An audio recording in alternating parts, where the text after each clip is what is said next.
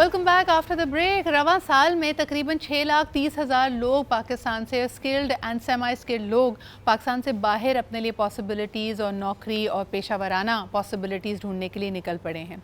और यकीनन ये इसका जो इसकी मकबूलियत है वो बढ़ती चली जा रही है। आप लिंक्डइन देख लें, इंटरनेशनली कोई भी किसी का रिश्तेदार अगर होता है, लोग अपने लिए मौके ढूंढ रहे हैं बिकॉज़ उनको लगता है कि बैरून मुल्क शायद सूरत हाल कदरे बेहतर है। इसी हवाले से आपकी रहनुमाई करने के लिए मुख्तलिफ फर्म्स मौजूद हैं जो आपका ये मैटर लीगली हैंडल कर सकती हैं, आपको इमिग्रेशन में सपोर्ट कर सकती हैं। आज हम बिलखुसूस बात करेंगे एस ग्रुप ऑफ कंपनीज़ की, और इसके पार्टनर हमारे साथ मौजूद हैं। He is also the founder of it and the managing partner. जनाब शाहरुख अब्बास गोंडल साहब हमारे साथ मौजूद है। बहुत बहुत शुक्रिया शाहरुख साहब for being here with us. आप गालिबन 2011 से you been practicing as a lawyer, 2018 आप कनाडा मूव हो गए और आपकी फ़र्म लोगों को मुख्तलिफ मामलात, अगर वो इमिग्रेशन करना चाहते हैं, स्टूडेंट वीज़ा के लिए अप्लाई कर रहे हैं, कोई ख़वातीन यहाँ पे रिश्ता बाहर हो गया है, उसके बाद उन्होंने मूव करना है, ये तमाम मामलात इनकी फ़र्म देखती है। लेकिन मुझे ये बताइए कि अगर मैं शुरुआत करना चाहूँ इस बात से कि कॉमन मिस्टेक्स लोग क्या करते हैं। एक तो कई दफ़ा हम सुनते हैं ना कि जी अप्लाई किया हुआ है, एक नॉर्मल विंडो, अगर साल भर में ये प्रोसेस हो जाना है, कुछ लोग 5-5 साल इंतज़ार कर रहे होते हैं। तो what happens over there? Thank you very much ma'am. I think ये बड़ा इंपॉर्टेंट क्वेश्चन है कि हमें अपनी इमिग्रेशन की एप्लीकेशन को कैसे लेकर चलना चाहिए। जहाँ तक कॉमन मिस्टेक्स की बात है, लोग usually people are not well prepared. एक तो हमें डॉक्यूमेंटेशन की अवेयरनेस नहीं है, दूसरा हम डॉक्यूमेंटेशन पर काम नहीं करते। हमारी जो फाइल्स है वो इनकम्प्लीट होती हैं, उसके अंदर आपकी इन्फॉर्मेशन लैक करती है। आपके पास डॉक्यूमेंट हो भी तो उसका कंटेंट ठीक नहीं होता, आपकी सर्विस ठीक नहीं है और डॉक्यूमेंटेशन की सम टाइम अटेस्टेशन नहीं होती। जैसे आपने एग्जांपल दी कि एप्लीकेशन 4-4, 5-5 साल लग जाते हैं एक साल वाली एप्लीकेशन में। उसकी मेन वजह ये होती है, एक एप्लीकेशन है ऑफिसर के पास क्यू में असेसमेंट के लिए चली गई। अगर तो वो एप्लीकेशन कंप्लीट है और उसकी assessment everything is okay, he will complete with in a time duration. लेकिन अगर उसमें कोई चीज़ इनकम्प्लीट है, कोई पेपर मिसिंग है, कोई पेपर एक्सपायर्ड है या कोई इन्फॉर्मेशन मैच नहीं कर रही, तो वो आपको लिखेगा कि मुझे दोबारा information they. But the second time file will not be in that Q. आपको फिर से दोबारा से लाइन में लगना है क्योंकि उसके पास और भी क्लाइंट्स हैं जिनकी ऑफिसर फाइल रिव्यू कर रहे होगा। And frankly speaking, officers are like government employees, उन्हें they are not target based, उन्होंने इतनी फाइल देखनी है, they go with their own pace. अच्छा, मैंने अब सुना है कि ख़ास तौर पे अगर कनाडा की बात की जाए, बहुत सारे यूरोपियन ममालिक की, इन्होंने ये system absolutely blind and agnostic कर दिया है। यानी जो आपका इमिग्रेशन अफसर होता है उसको इस बात से कोई सरोकार नहीं है कि आप किस मुल्क से, वरना हम हमेशा कहते हैं ना भेदभाव है जी, रेसिज्म हो रही है, शायद हमारी एप्लीकेशंस वक्त लेती हैं। तो इसका कोई इम्पैक्ट आपको नज़र आता है या ये सिर्फ अभाम है लोगों का? I don't believe in this thing कि जी there is any kind of discrimination, systematic discrimination when dealing with applications. ये हो सकता है कि किसी एक आधे बंदे के साथ आपने कहा कि चीज़ें अगर कम हैं, डॉक्यूमेंटेशन पूरी नहीं है, तो मसला हो सकता है। अब मैं आपको कनाडा की एग्जांपल दूं। कनाडा की इमिग्रेशन सिस्टम इतना स्ट्रीमलाइन और इतना पॉलिश है कि अगर आप ब्रिटिश भी हैं और आपने कैनेडियन इमिग्रेशन अप्लाई करनी है, आपको फिर भी आइट्स का सर्टिफिकेट देना है। So it's mean they are so much particular about documentation and process के they don't care from where you are coming on। आपको उनके जो प्रोसेस है, एक्सपीरियंस, एज, एजुकेशन, डॉक्यूमेंटेशन, वो अपने पूरी आपने शो करनी है, then they will process that. अच्छा, माशाल्लाह, इससे तो मुझे लगता है कि पाकिस्तानियों को एक एलर्जिक रिएक्शन हो जाता है जहाँ आप कहना कि दस्तावेज़ात लेके आओ।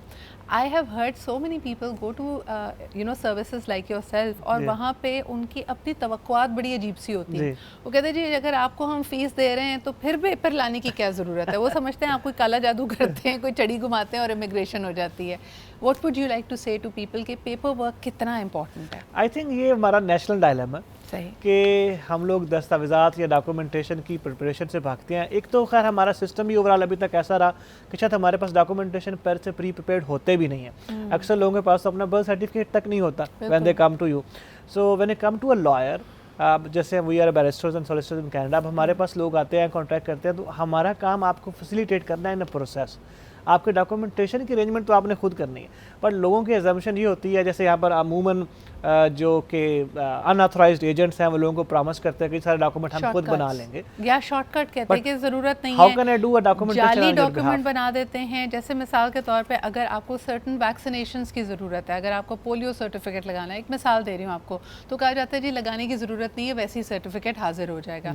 But please don't go for shortcuts. मेरे पास शाहरुख साहब कुछ छोटे छोटे सवालात हैं। हालिया जो हमारी सिनेरियो है इस वक्त, कई लोग कहते हैं कि अगर इमिग्रेशन आपने कर ली या आपके जो भी वसाइल, ज़राए, नकदी यानी आपके पास अकाउंट्स में मौजूद है, जी we want to curb the illegal channels, just लेकिन सबसे ज़्यादा लोग इसीलिए परेशान होते हैं कि जी अपनी नकद अपने जो वसाइल हैं वो लेके दूसरे मुल्क में जाए कैसे। जी हुकूमत पाकिस्तान की तरफ से क्या पाबंदियाँ हैं और आप how do you navigate this system? देखिए हुकूमत पाकिस्तान के भी बाकी कंट्रीज़ के साथ एक बायलैटरल ट्रीटीज़ हैं। Okay. पाकिस्तान के फॉर एग्जांपल कनाडा, यूएसए, जो कि ऑलमोस्ट ऑल मेजर कंट्री से ट्रीटीज़ हैं, जिसका मतलब ये है कि अगर आपने एक कंट्री में टैक्स पे किया है किसी भी चीज़ पर तो दूसरे कंट्री में पे नहीं करना। अगर आपने कोई चीज़ यहाँ से पाकिस्तान से मूव करनी है, फॉर एग्जांपल कनाडा आप जा रहे हैं और आपके पास एसेट्स है, ज्वेलरी है, आपका गोल्ड है या आपकी कैश है, तो अगर आपने पहले डिक्लेयर नहीं किया हुआ और आप उसको एफबीआर में यहाँ पर डिक्लेयर कर देते हैं और उसके ऊपर जो भी रिक्वायर्ड टैक्सेस हैं वो पे कर देते हैं, तो then you don't have to pay anything in Canada for moving that, number 1। और नंबर 2 ये कि जब आप किसी भी कंट्री में फर्स्ट टाइम लैंड करते हैं, एज एग्जाम्पल कनाडा या यूएसए, तो वहाँ पर आपको एयरपोर्ट पर एक लैंडिंग डिक्लेरेशन देना होता है जिसमें आप कहते हैं कि मैं कनाडा आ गया हूँ और मेरे पीछे मेरी ये वाली गुड्स, मेरा फर्नीचर, मेरी गुड्स और ये मेरे बाकी कैश या चीज़ें आ रही हैं। Things you will declare on the very first trip, they will not be taxed or you can easily move them. Problem ये है कि लोगों को ये मिसकंसेप्शन है कि जाकर नहीं बताना मेरे पास पैसे हैं, मेरे पास इतना कुछ है, शायद वो आपसे इसकी एक्सप्लेनेशन ना मांगे, आप दे ना पाएँ, तो लोग उस डिक्लेरेशन को फिल नहीं करते, जिसकी वजह से वो फिर टेक्निकली नॉकआउट हो जाते हैं। तो ऑलवेज इसीलिए बड़ा ज़रूरी है कि आप जाने से पहले एप्लीकेशन के टाइम पर बाद में एक प्रॉपर एडवाइस लें for your financials, for your self, कि मुझे इनको कैसे चैनलाइज करना है, क्योंकि अब ऑलमोस्ट सब कंट्रीज़ में एक टैक्स रजीम है, you have to follow that. बिल्कुल शारिक साहब, दुनिया के हर मुल्क में इस वक्त महंगाई है, फूड इन्फ्लेशन की बात करें और ख़ासतौर पे कनाडा जैसा मुल्क जहाँ पे सख्त सर्दी पड़ती है, हमारे लिए एक्लेमेटाइज होना, सिस्टम्स को समझना ये वक्त लेता है।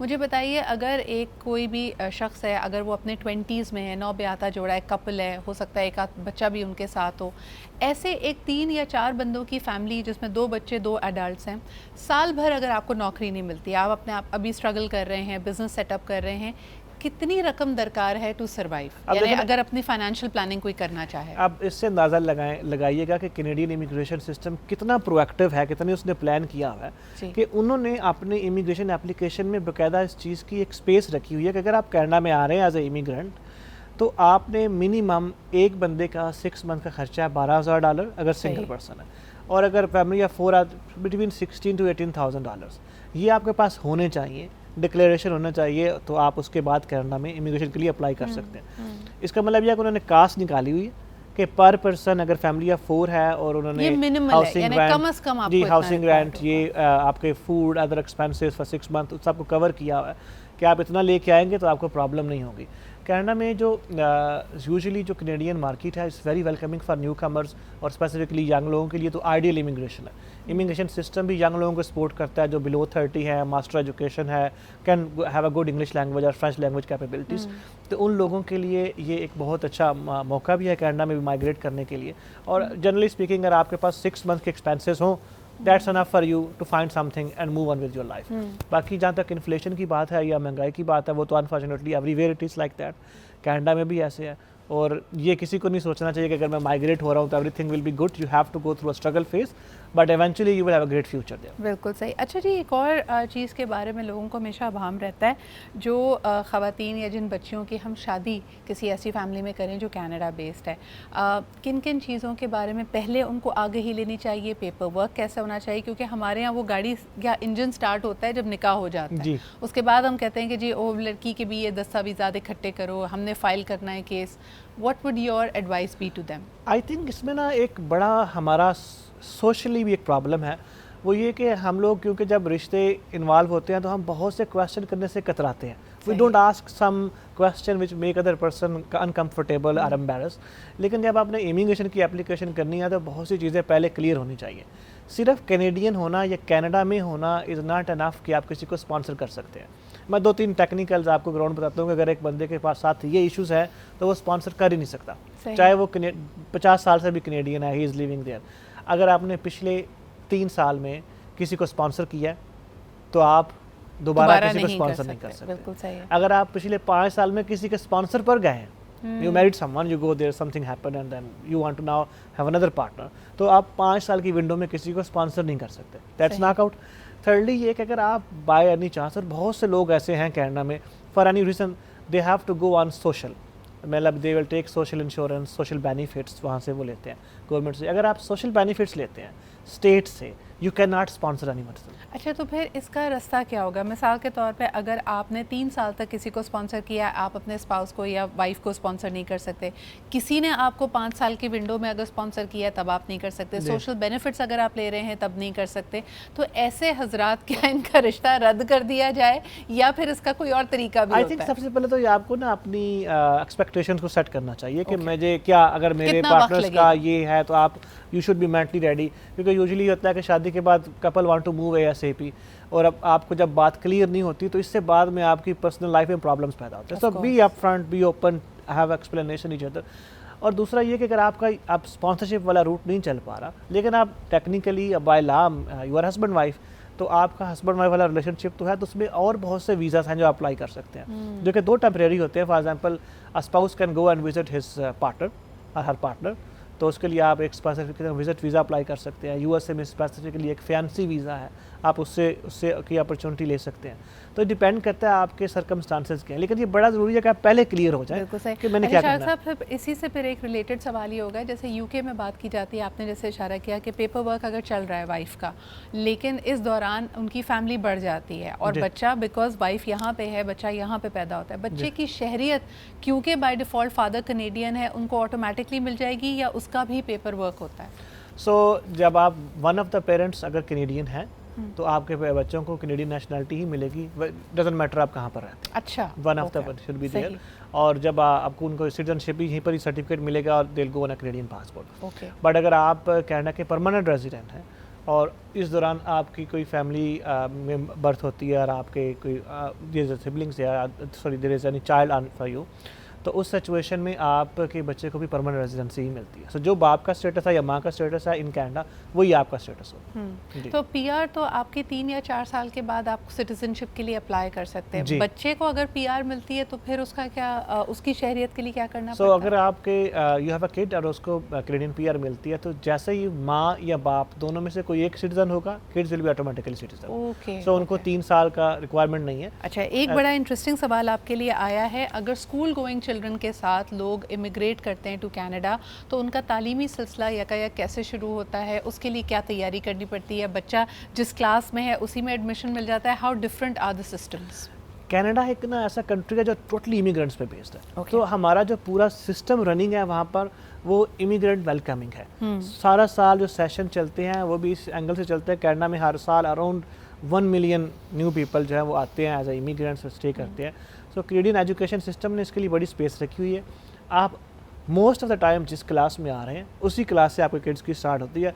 अगर सेशन थोड़ा आगे पीछे हो रहा हो then may adjust that one, otherwise they will carry on from that point. बिल्कुल सही। शारिक साहब, एक और बड़ा इंटरेस्टिंग सवाल है कि अगर ये न्यू कमर इमिग्रेंट जोड़ा, जैसे पाकिस्तान से एक ब्याता जोड़ा वहाँ पे गया है, 3-4 साल साथ रहने के बाद उनकी अलहदगी या डिवोर्स हो जाती है, जो कंबाइंड एसेट्स उन्होंने बनाए हैं, अगर घर की लीज मुश्तरका है तो फिर बंटवारा कैसे होता है और क्या राइट्स हैं दोनों के पास?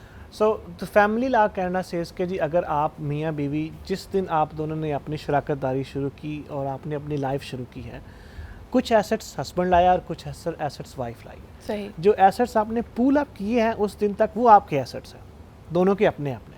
बट उन एसेट्स में जो ग्रोथ हुई है या उस दौरान आपने जो नई चीज़ बनाई है, मिल के जो बनाई है, दे कंसिडर के हस्बैंड एंड वाइफ बोथ का इक्वल कंट्रीब्यूशन है।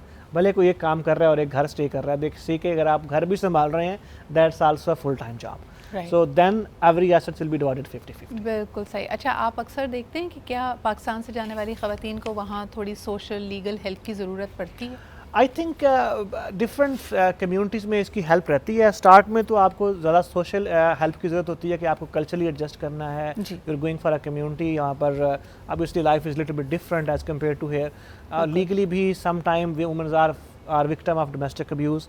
और यहाँ पे तो जो हमारे समाजी मसाइल पाकिस्तान में उसी का अक्स आप देखते हैं, क्योंकि पाकिस्तानी अपना कल्चर लेके ही हर जगह पहुँचे। शारिक साहब, बहुत बहुत शुक्रिया मौजूद होने के लिए। अनफॉर्चुनेटली वक्त कम है, लेकिन आपके मज़ीद अगर कोई भी सवालात हो आप एस लग्जरी इमिग्रेशन फर्म से रुजू कर सकते हैं। एस ग्रुप ऑफ कंपनीज़ का ये हिस्सा है, तमाम तर आपकी लीगल इमिग्रेशन नीड्स को ये फुलफ़िल करते हैं। इनके थ्रू आप अप्लाई भी कर सकते हैं। मज़ीद मालूमात के लिए इनकी वेबसाइट को आप विज़िट कीजिए। इसके अलावा अलावा we will try and have Shahrukh साहब come over to the show, because बड़ी प्रैक्टिकल टिप्स इन्होंने आपको दिए हैं, कई चीज़ों को बड़ा कॉम्प्रिहेंसिवली एक्सप्लेन किया. So thank you very much for being here. लेते जी एक छोटा सा break, will be right back.